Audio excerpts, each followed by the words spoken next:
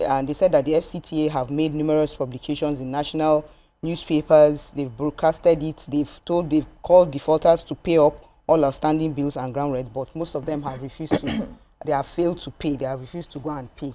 So Nyesom Wike is coming for you. Make sure you go and pay your outstanding before he comes for you.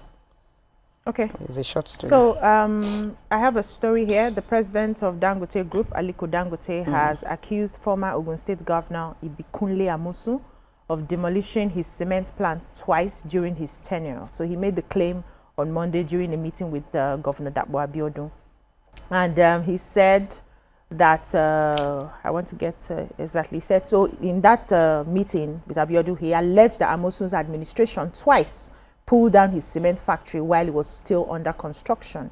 He said, I deem it fit to have it on record that the factory we are visiting now in Itori is because of His Excellency that we came back. That factory was demolished twice. We started building, then Amosun demolished it.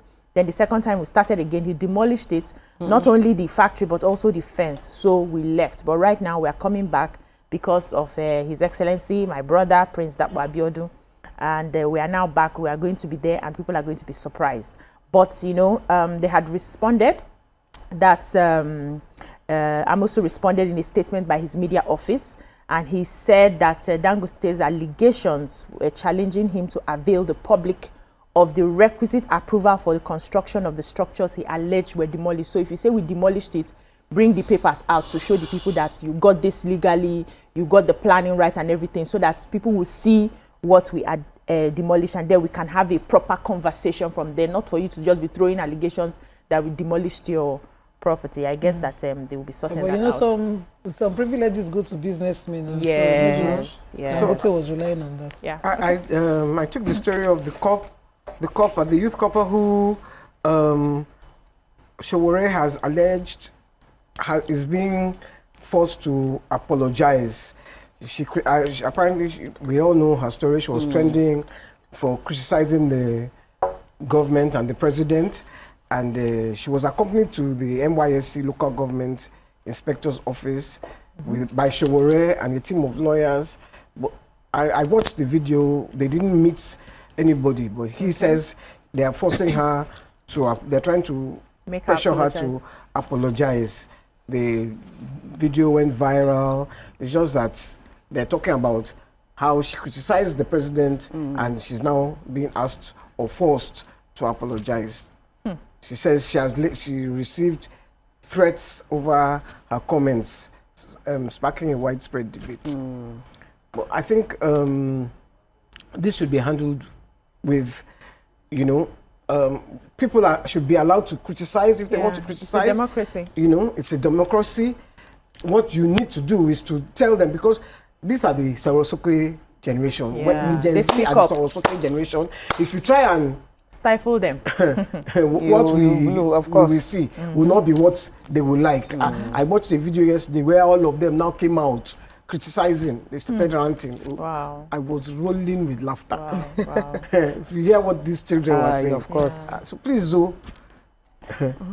solve their problem. Don't stifle them. It's my own point. It will even be sweet that you come out as the president to address the young girl. Yes. I understand Not your even fears. just the young girl, Yes, even young I understand your fears. I understand things are a bit difficult right now, but this and this are things that we're doing. Give us some time. Just bear with us. You will see.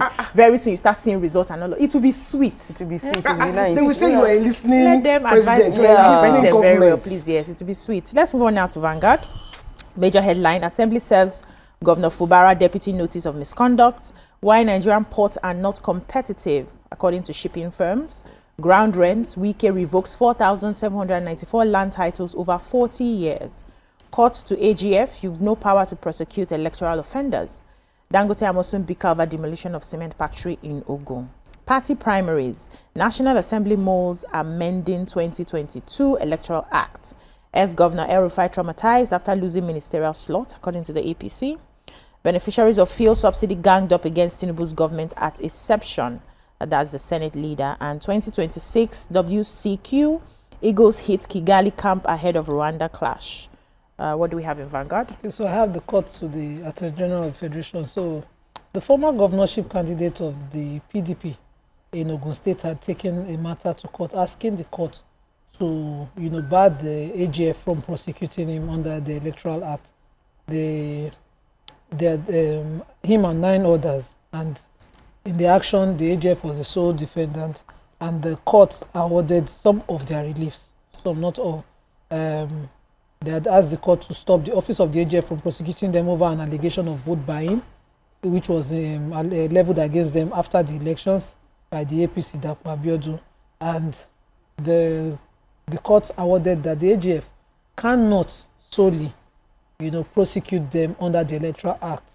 But then the judgment, I've been trying to read it clearly so that I don't misinform or misunderstand it. I think it's a matter of a full day's reading that we don't come and interpret what the court did not interpret. But most of their release were not granted. But this particular one that stops the AG from prosecuting, saying that under the Electoral Act, only INEC has the powers to prosecute any of the offences under the Electoral Act. Okay. But the AG also has power of not prosecute to enter and stop any. So I'm wondering, and so the court cleared it, but it's not something I can immediately comprehend and say here. Okay. But I know that it's a clash, it's an issue of conflict, and they're in the court of first instance. Okay. Any other story in the Vanguard? Or we should move to Tribune, Nigerian Tribune. Major headline: Rivers Assembly lists 19 sins of Fubara. Nigeria's inflation rate fell to 23.3% in February, according to the MBS. FCT Minister revokes 4,794 land titles over non-payment of ground rent for over 40 years. Order EFCC to retrieve my seized assets from buyers, ex-Minister Diziani begs court. Oyo Ogbomosho Road contractor moves to site. Protest rocks Abuja over relocation of Benue Tribunal. Tinubu appoints Bishop Kuka pro-chancellor. Dangote begins construction of Itori cement plant to build largest port at Olokola. Do we have stories in the Tribune?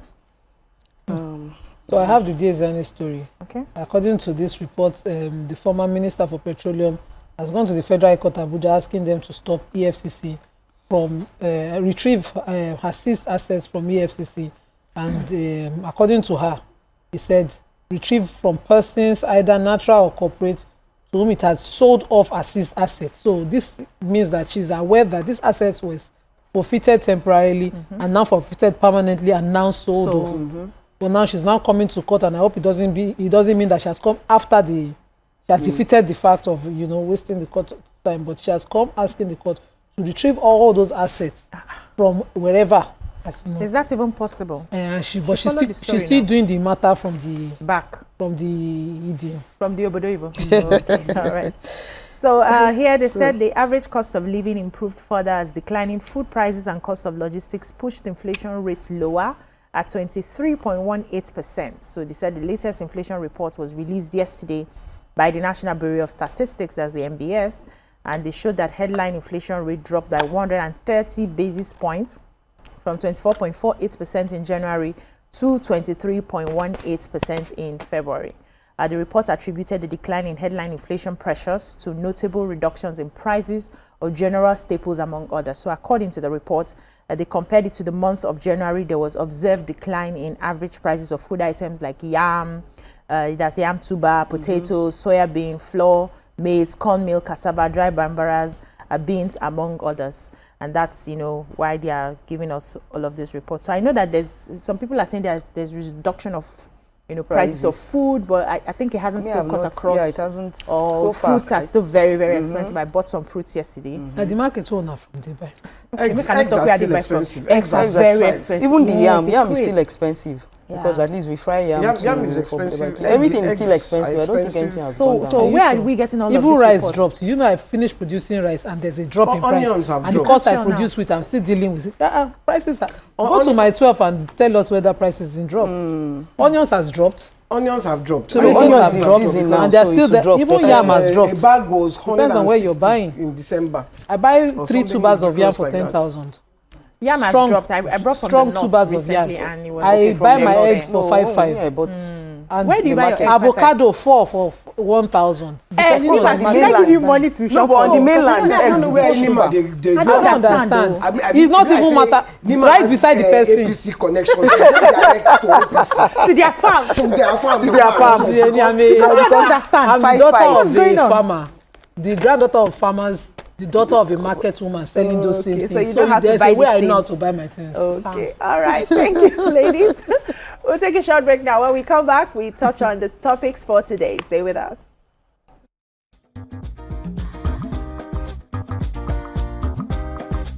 Stay tuned. Your View will be right back.